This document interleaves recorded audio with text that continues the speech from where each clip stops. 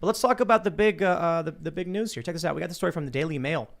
Driving a hard bargain.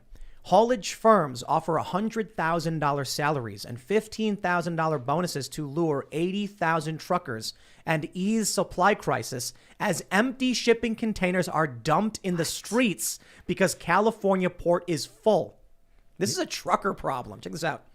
They say, near the ports of Los Angeles and Long Beach, transportation execs say the problem isn't a lack of drivers, it's mass congestion caused by empty containers.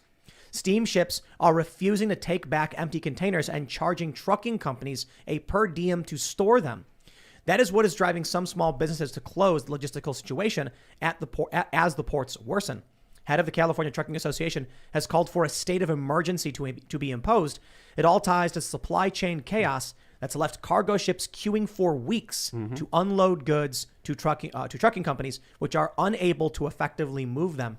So Christmas canceled? What's going on? Can't get that little Stretch Armstrong? They're dumping way more than containers in the streets of California. Have you been to San Francisco? I'm sure they're dumping in the streets. There's a lot of dumping going on. Yeah, I'm sure there. Heroin Harry right now, sitting in front of City Hall right now, is doing a different type of dumping. But I told you, Tim. You signed up for this. I signed up for this. Okay. Are we blaming Luke for the rest of the show? Luke came to us and he's like, "I've got a great recommendation for this Joey B. Tim is immediately regretting this. And I was like, "All right, sounds good." Now back on this topic. Let's get back to dumping. Yes. I think it's also important to point out that a lot of container ships don't want to go back with empty containers because they don't get paid for shipping nothing. And there's no reason for them to go back and forth when they have nothing to ship back. One of the reasons they have nothing to ship back is because of the slowdown and destruction of manufacturing in this country, but also the fact that there was a lockdown.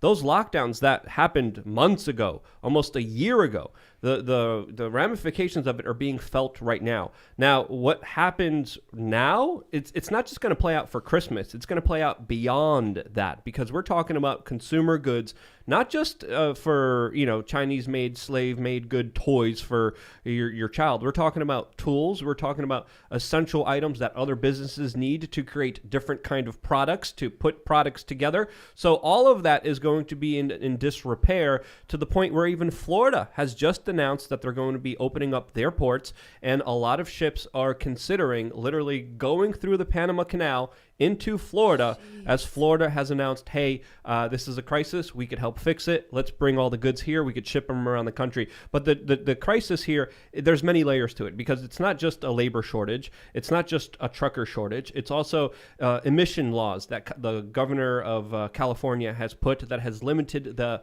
specific trucks that could move in, the specific ships that could move in as well. It's also the vax mandates that specifically make sure that a lot of people can't work when they want to work. And it's also people saying, hey, the dollar's not worth crap. The government is hyperinflating it. It's printing it out of thin air. It's not worth nothing. Why should I work when I can't even afford to live when gas is skyrocketing up in California? You know what people don't realize is that when these shipping containers can't make it in, these companies have started contracting private vessels to private ports and stuff like that. And so now we're hearing that what would normally cost like $2,000 in shipping is going to cost 10 times that, 20, 25. That means your products are going to go up not just because of demand, but because of the supply chain breaking is increasing the cost of shipping tenfold. That's going to come down in this product. Now, check this out. In this Daily Mail article, they actually show this doll. This is the craziest thing about it. Look at this. Let me see if I can scroll down. This is an American Girl's sold-out blonde winter princess doll. Retailed for $250, is now going for up to $1,000 on platforms such as Mercari and eBay. Whoa. Yeah. Wow. I mean, they're even talking about bringing in the National Guard to help them get rid of these cargo ships. But again, they're going to offload the cargo ships. Where are they going to put all the empty containers? They just dump them in the Exactly. street. And the global supply chain, again, it runs on its own kind of volition. It's not centrally controlled. It's not organized. It runs when there's a need for it. Now, if there's nothing going back, there's no point for people even shipping things in.